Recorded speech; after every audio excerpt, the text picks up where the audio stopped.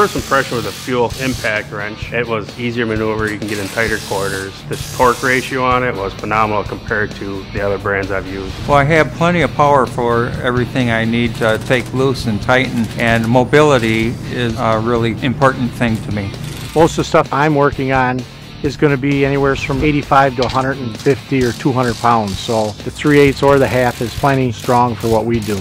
We use the fuel impact wrench mostly for closing our couplings, and it's pretty relentless work, and it does a great job all day long. So it's taking quite a beating, and it does a great job. It does it fast. I was surprised about how small it was versus the power that it has and how long the battery would last when we're using it. You know, in an 8-hour day, we could go a full day on one battery.